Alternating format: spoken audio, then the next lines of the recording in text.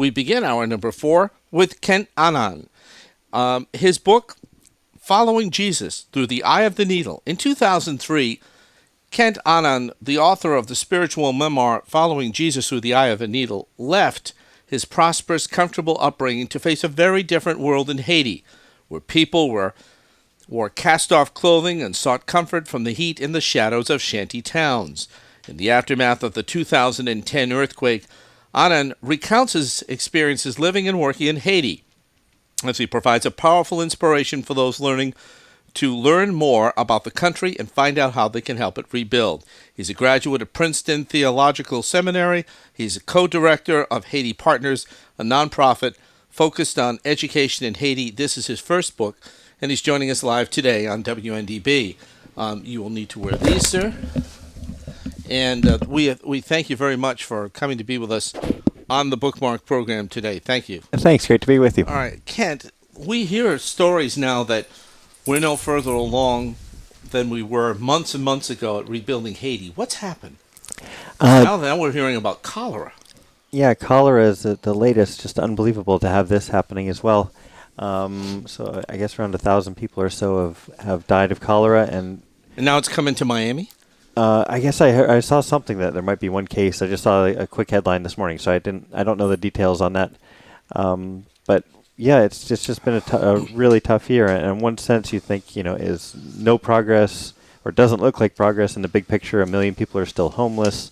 Cholera is happening, all of this. And then there are also little pockets of progress in different places where we work. You're a graduate of seminary. Right. Are you theologian, priest, teacher? What do you do? It was really to get involved with this. So I work in education is my specialty. So the seminary was part of getting ready to do work like this. We have 7 elementary schools in Haiti, but then we also work with some churches on helping their education programs. And so it's been a place where I've wrestled with my faith, but also where we're trying to help out people, as they move forward in their lives. Many of us have a misunderstanding of what Haiti's all about. Shares the island with the Dominican Republic, Yep. Roman Catholic, but then there's voodoo and all kinds of other things that go on. Yep. It the poorer of the 2 countries that inhabit the island, and then this tragedy happens. Yeah. Why would you give up what you had to jump into this mess? Yeah. It was 8 years ago when I moved there, and of course You moved to Haiti. Yeah, so we moved there. My wife and I moved. We said goodbye to family here. My parents were living in Toronto at the time. Hopped on a plane, left our winter jackets in the car, ran into the airport, and within 24 hours we were living out in a tin-roofed house, no running water, no electricity, with a poor farming family. And we lived with them for 7 months. They didn't speak any English. We didn't speak Creole. But we wanted, if we were going to help and be serious about helping in Haiti, we wanted to go in that way. That was really respectful to them, and we really went as learners first, instead of just going to try to help before we knew anything. How did the Haitian people take to a white American coming in saying, we're going to help you? Yeah, I think it helped that we came in this way, where we weren't saying, hey, we weren't coming as saviors. No, hey, we're going to come make it all better, but really coming in first as learners. And then, as time went on, to say, hey, how can we help? How can we come alongside and help you out with our focus on education? So, all right. So the tragedy happens. Yeah. They're not prepared for it. These are poor people anyway. Right. What happens? Yeah, it's just I was up in Florida at the time. So now I go back and forth to Haiti from Florida. So I got down 6 days after. But it's just, unbelievable devastation. Now about 250,000 people died.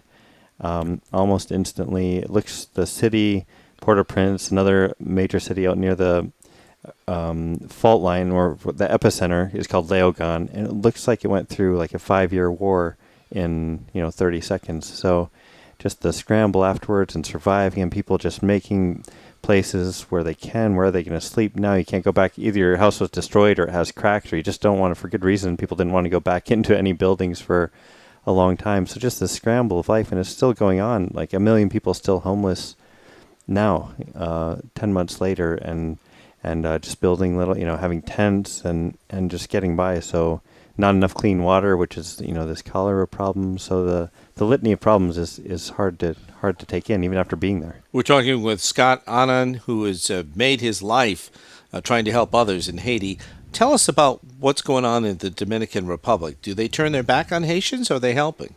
Yeah, I've never been there, which is embarrassing, but I've just been so focused on Haiti, and I know Haitians who have gone over there to work some. What separates the two countries? Is It's it a really ridge? yeah, it's a really mountainous country. The Dominican Republic and Haiti is really mountainous country, so it's kind of back in these ridges. There's I think it's land-wise, it's about 1/3 Haiti, 2/3 Dominican, but there's just a border, up there, and there's different border controls.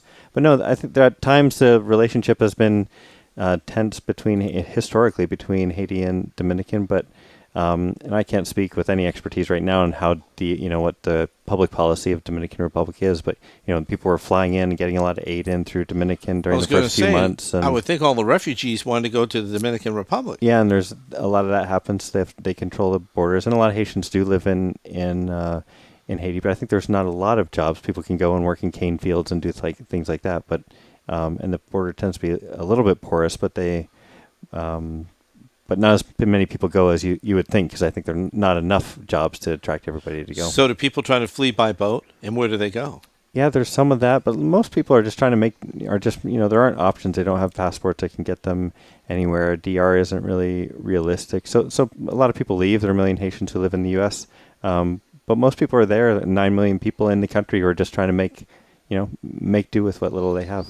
Within the last couple of weeks, we see people walking through muddy waters, and is this the same water they're consuming? They'd go for the cleanest water. They go for the cleanest water they can, but people living next to a river, and it's just overcrowded. So it's overcrowded. Sanitation. So all these things, and it's just all together, and some people literally have no clean water source, to get to. So wow. This is just more than the average American can comprehend. Yeah. Yet there was a concerted effort by a couple of former presidents, if I'm not mistaken, to raise money for the Haitians, right? Yeah, they did that, and Bill Clinton has been quite involved in Haiti for a long time. And so some of that big aid money hasn't been released yet. A little bit is getting out. So I think a lot of good gets done by aid, and people have been really generous giving just privately as individuals. We've rebuilt 3 schools. They're really nice schools. 3 of our schools collapsed. We have 3 elementary schools out near or 4, but 3 of them collapsed out near the epicenter. And they collapsed. Fortunately, nobody was inside, but we've rebuilt them, and we rebuilt them way better than they ever were before, because people have been generous in making that possible. So these little pockets of progress and hope. And that's, I think, when the situation is the big picture is so hard, pay attention, know what to do strategically, all these things, but you can only do so much as a small organization, as an individual. So it's really been a theme of ours. It's like we focus on hope. What can we do in the midst of this overwhelming circumstance? And we can make school better for 1,000 kids, and we can make the building safe, and we can do leadership training and teacher training for 1,000 people we're doing in Port-au-Prince right now. And so those are the kind of things we end up focusing on. Do the Haitian people get help from Cuba, Puerto Rico, or other Caribbean nations? Yeah. Again, there's been help that's come in from all over the place, and there have been Cuban doctors I've known in Haiti. So I think aid comes from a lot of places, but it's just the overwhelming amount of need. Yeah. How many people are there? It's about between 8 and 9 million people who live in the country. So it's not. It's a lot of people, and it's not a huge country. Mm-hmm. And you have disease, abject poverty. Mm-hmm. It's a mess. Yeah.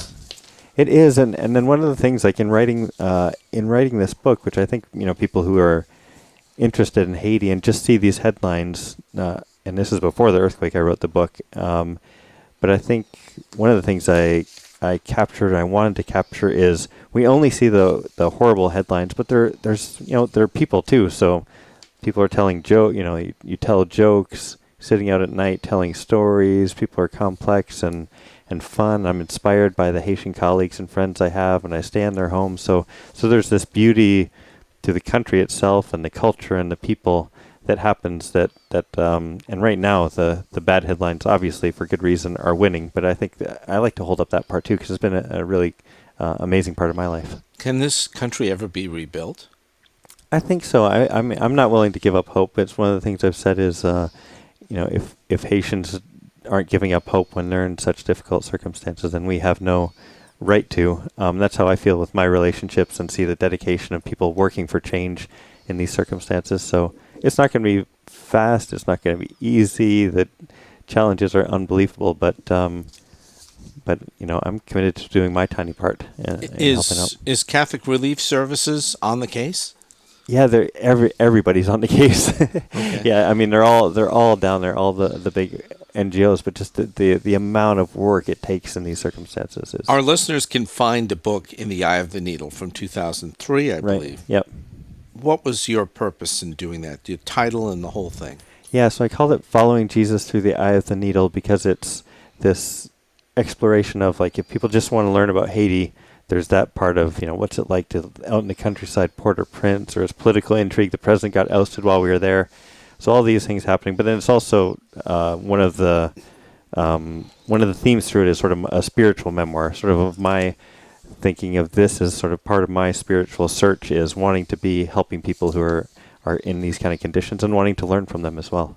Kent Annan on Following Jesus Through the Eye of a Needle, joining us live today for the Bookmark program here at Miami-Dade College. Thanks so much. It's a pleasure to meet you, sir. Thank you. Really great to be with you.